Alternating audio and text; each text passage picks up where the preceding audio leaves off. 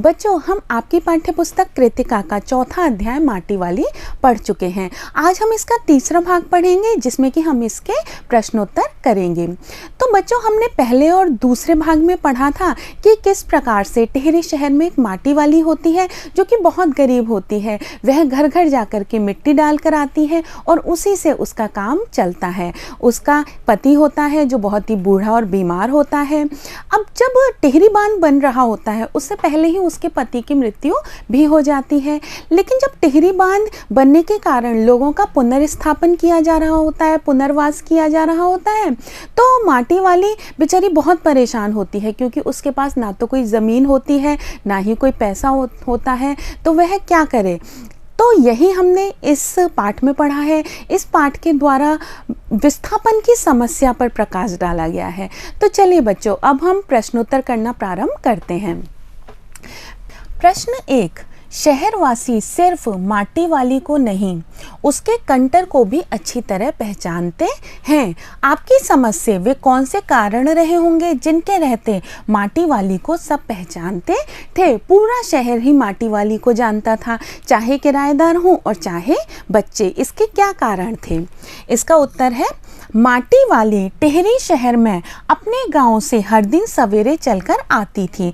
अपने बिना ढक्कन वाले कंटर में माटा खान से खोदकर लाल चिकनी मिट्टी भरती थी और शहर के प्रत्येक घर में बेचा करती थी।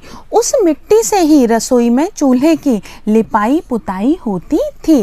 उस शहर में लाल चिकनी मिट्टी पहुंचाने का काम वह अकेले ही करती थी, क्योंकि यह काम ऐसा था जिस काम के लिए हर घर में जाना होता था और पूरे शहर में वह अकेली ही थी जो यह काम करती थी। इसलिए उस शहर का हर व्यक्ति उसको जानता था। कोई दूसरा स्त्री पुरुष उसका भागीदार नहीं था। उपर्युक्त कारणों से शहर का हर आदमी उसे जानता था। यही कारण थे जिसके कारण सभी उसे जानते थे। प्रश्न 2, माटी वाली के पास अपने अच्छे या बुरे भाग्य के बारे में सोचने का समय क्यों नहीं था? तो मकान मालकिन ने उससे कहा था कि तेरे भाग्य बहुत ही अच्छे हैं, लेकिन माटी वाली के पास तो बिल्कुल भी समय नहीं था कि वह अपने अच्छे और बुरे भाग्य के बारे में सोचे। इसका कारण क्या था? उत्तर, माटी वाली एक गरीब हरिजन महिला थी। वह टिहरी शहर के पास एक गांव में रहती थी।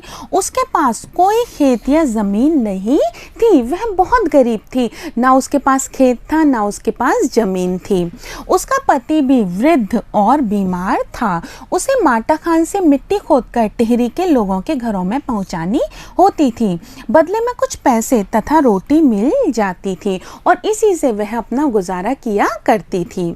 इस काम में उसे सुबह से रात हो जाती थी। रात को घर पहुंचकर ही दिन में मिले पैसों से वह रसोई बना पाती थी। तो उसकी परिस्थितियां ऐसी थी कि दिन भर परिश्रम करती थी और रात को घर पहुंचती थी तब उसे भोजन नसीब होता था।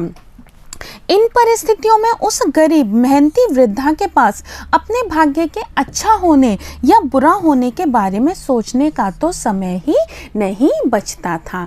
तो उसके पास तो समय ही नहीं था कि वह अपने भाग्य के बारे में सोचे, क्योंकि उसका पूरा दिन तो मेहनत में, मजदूरी में और परिश्रम में ही बीत जाता था। प्रश्न 3, भूख मीठी कि भोजन मीठा से क्या अभिप्राय है? इसका क्या आशय है? इसका अर्थ क्या है? उत्तर, यह कथन भूख मीठी कि भोजन मीठा इस कहानी में 2 स्थानों पर प्रयोग हुआ है। पहली बार तब जब माटी वाली एक स्त्री द्वारा दी गई रोटी को चाय के साथ गटक रही थी। कोई ताजी या बासी सब्जी रोटी के साथ नहीं थी, तो रोटी के साथ खाने के लिए कोई भी सब्जी नहीं थी। वह चाय सब्जी का ही काम कर रही थी। दूसरे स्थान पर इसका प्रयोग तब हुआ है जब माटी वाली अपने ग्राहकों से मिली रोटियों को कपड़े में लपेटकर अपने घर लौट रही थी। वह सोच रही है कि उसका बीमार अशक्त बुढ़ा रोटियां देखकर प्रसन्न हो जाएगा। वह बताएगी कि साग तो कोई है नहीं, तो वह कहेगा भूख मीठी कि भोजन मीठा, यानी कि भूख तो अपने आप में ही मीठी होती है। जब मनुष्य को भूख लगी होती है तो उसे भोजन बहुत ही स्वादिष्ट लगता है, चाहे वह कितना भी रूखा सूखा क्यों ना हो। दोनों जगह इस वाक्य का आशय है कि भूख में भोजन की आवश्यकता अधिक होने से वह बासी और खराब होने पर भी स्वादिष्ट लगता है। वह कितना ही बासी हो, कितना ही रूखा सूखा हो, लेकिन क्योंकि उसे खा करके संतुष्टि मिलती है, तृप्ति मिलती है, इसलिए वह बहुत स्वादिष्ट लगता है। प्रश्न 4, पुरखों की गाढ़ी कमाई से हासिल की गई चीज़ों को हराम के भाव बेचने को मेरा दिल गवाही नहीं देता। मालकिन के इस कथन के आलोक में विरासत के बारे में अपने विचार व्यक्त कीजिए। तो मालकिन ने एक बात कही है कि हमारे पुरखों से जो हमें चीज़ें प्राप्त हुई हैं, उन चीज़ों को हराम के भाव यानी कि बहुत ही सस्ते मूल्यों पर बेच देने का मेरा मन नहीं होता। मालकिन के पास पुराने पीतल के गिलास हैं। पीतल क्योंकि बहुत महंगी हो गई है, तो पीतल के खरीदने वाले उसके घर पर भी आकर चक्कर लगा के गए हैं कि वह गिलास बेच दे, जो उसको उसके पूर्वजों से प्राप्त हुए हैं। वह उनको पुराने बर्तन खरीदने वालों को कम दाम में बेचना नहीं चाहती, क्योंकि पूर्वजों से प्राप्त जमीन जायदाद तथा धन संपत्ति आदि सभी चीज़ें विरासत कहलाती हैं। हमें हमारे पूर्वजों से जो भी वस्तुएं प्राप्त होती हैं, चाहे वो धन संपत्ति हो, चाहे वे वस्तुएं हो, वे सब हमारी विरासत होती हैं, क्योंकि यह एक तरह से हमें यादगार होती हैं कि हमारे पूर्वजों की निशानी है वो हमारे लिए। परंतु उपर्युक्त ये संपत्ति पूर्वजों ने अनेक कठिनाइयां झेलकर अपनी आमदनी से धन बचाकर खरीदी होती है। पूर्वजों ने पता नहीं कैसे कैसे कितनी मुश्किलें उठा करके यह संपत्ति और ये वस्तुएं खरीदी होती हैं। उनको सुरक्षित रखना, बेचना या बर्बाद ना करना ही प्रत्येक उत्तराधिकारी का कर्तव्य होता है। तो जो भी उत्तराधिकारी होता है, जिसको अपने पूर्वजों से वस्तुएं प्राप्त होती हैं, उसका कर्तव्य होता है कि वह उन वस्तुओं का सम्मान करे, उन्हें बेचे नहीं। इसी प्रकार से हम अपनी धरोहर को सुरक्षित रख सकते हैं। बहुत आवश्यक होने तथा जीवन पर कोई संकट होने की दशा में ही विरासत को बेचना चाहिए। अब ऐसी कभी स्थिति आ जाए कि जीवन मृत्यु का प्रश्न उठता हो, तो वहाँ पर इन्हें बेचा जा सकता है, क्योंकि हमारे पूर्वज भी यही चाहते हैं कि ये वस्तुएं हमारे मुसीबत के समय में काम आएं। प्रश्न 5, माटी वाली का रोटियों का इस तरह हिसाब लगाना उसकी किस मजबूरी को प्रकट करता है। माटी वाली एक एक रोटी का हिसाब लगाती है कि मैं घर जाऊंगी तो मेरा बुढ़ा ज़्यादा से ज़्यादा 1.5 रोटी खा पाएगा और 1.5 रोटी मेरे लिए बच जाएगी, मैं उससे अपना काम चला लूँगी। 1 रोटी तो मैं पहले ही खा चुकी हूँ। तो इतना हिसाब वह एक एक रोटी का लगाती है। यह उसकी किस लाचारी को, किस मजबूरी को प्रकट करता है। माटी वाली को अपने ग्राहकों के घरों से 4 रोटियां मिलती हैं। 1 रोटी तो वह चाय के साथ खा लेती है, शेष 3 रोटियां एक पुराने कपड़े में लपेटकर घर ले जाती है। घर में उसका बीमार बूढ़ा पति उसकी प्रतीक्षा में है। रास्ते में माटी वाली हिसाब लगाती है कि वह 2 रोटियां अपने पति को दे देगी। वह बूढ़ा 1 या अधिक से अधिक 1.5 रोटी ही खा पाएगा।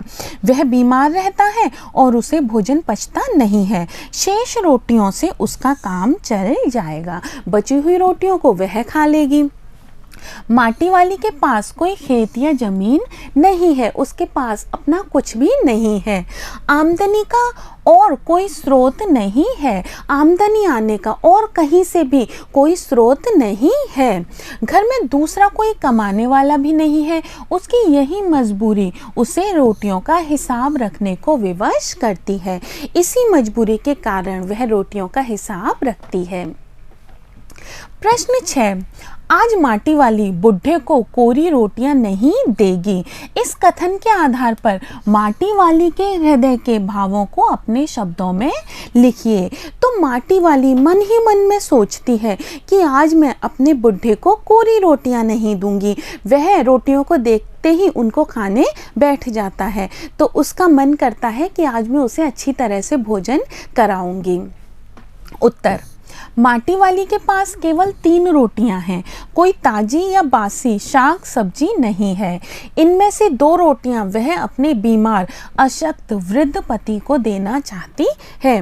दया की भावना के वशीभूत होकर, क्योंकि उसे अपने बीमार पति पर, कमज़ोर पति पर बहुत ज़्यादा दया आती है, इसी भावना के कारण माटी वाली मजदूरी से प्राप्त पैसों से पाव भर प्याज खरीद लेती है तथा निश्चय कर लेती है कि इस प्याज को कुचलकर और तलकर उसके साथ ही वह रोटियां बुढ़े के सामने खाने के लिए रखेगी। वह जानती है कि अगर वह जाते ही रोटियां दे देगी बुढ़े को तो बुढ़ा उन रोटियों को खा जाएगा, लेकिन उसकी इच्छा होती है कि बुढ़े को रोटियों के साथ सब्जी भी खाने के लिए मिले, अर्थात बिना सब्जी के उसको रोटियां नहीं देगी। माटी वाली के मन में अपने पति के प्रति सच्चे प्रेम, सेवा, शुश्रूषा, करुणा, दया इत्यादि के भाव हैं जो उसके कथन से प्रकट होते हैं। वह अपने पति से प्रेम करती है, उसकी सेवा करना चाहती है, उसकी देखभाल करती है। यही भाव हमें इस बात से प्रकट होते हैं। प्रश्न 7, गरीब आदमी का शमशान नहीं उजड़ना चाहिए। इस कथन का आशय स्पष्ट कीजिए। इस कथन का अर्थ बताइए।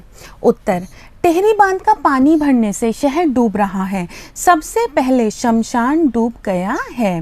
झोपड़ी के सामने बैठी माटी वाली सोच रही है कि घरों के डूबने पर अमीर लोग कहीं दूसरी जगह जाकर आसानी से बस जाएंगे। जिनके पास ज़मीन जायदाद है, जिनके पास पैसा है, वे तो किसी और स्थान पर चले जाएंगे, वहाँ जाकर के बस जाएंगे।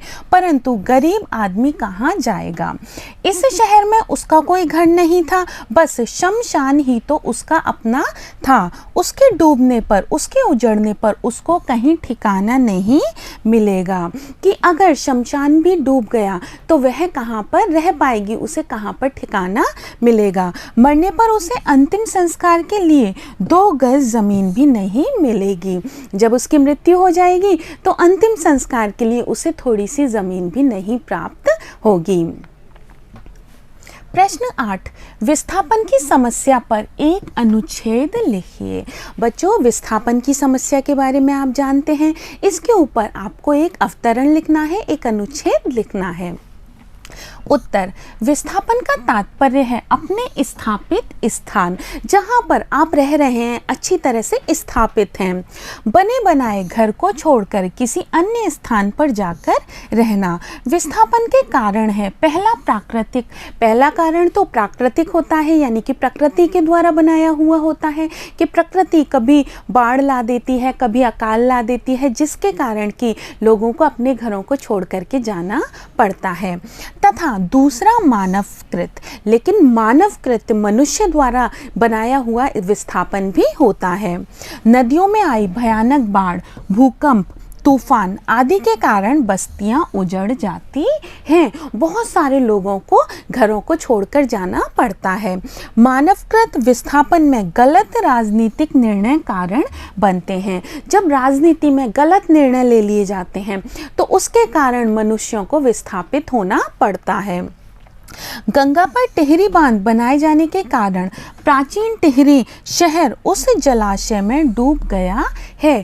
क्योंकि गंगा नदी पर टिहरी बांध बनाया गया है तो जो टिहरी शहर है वह पानी में डूब गया है, वह विकास की भेंट चढ़ गया है। हम विकास करना चाहते हैं, लेकिन विकास करने के लिए हमको पूरे शहर को पानी में डुबोना पड़ा, तो वह विकास की भेंट चढ़ गया है और उस शहर के निवासियों को विस्थापित जीवन बिताने के लिए मजबूर होना पड़ा है। उस शहर के रहने वाले जो लोग हैं उन्हें दूसरे स्थान पर जाकर के रहना पड़ा है।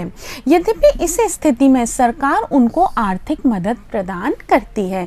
ऐसी स्थिति में सरकार उनको ज़मीन भी देती है और आर्थिक मदद भी देती है, जिससे कि उन्हें इस बात का दुख ना हो कि उन्हें अपने घर को छोड़ना पड़ा, अपनी ज़मीनों को छोड़ना पड़ा। परंतु विस्थापित जनों की पीड़ा इससे कम नहीं होती। लेकिन जिसको अपना घर छोड़ना पड़ता है, जिस घर में उसका बचपन बीता होता है, उसे लगाव होता है, उसकी जो पीड़ा होती है वो धन से कम नहीं हो पाती।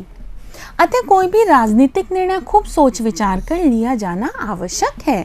तो इस तरह का कोई भी राजनीतिक निर्णय लिया जाए तो बहुत ही सोच विचार कर लिया जाना चाहिए। तो बच्चों, हमने चौथे अध्याय माटी वाली के प्रश्नोत्तर कर लिए हैं। आपको अच्छी तरह से समझ में आ गए होंगे। अब मैं आपको अगली कक्षा में मिलूंगी। तब तक के लिए मुझे आज्ञा दीजिए। नमस्कार।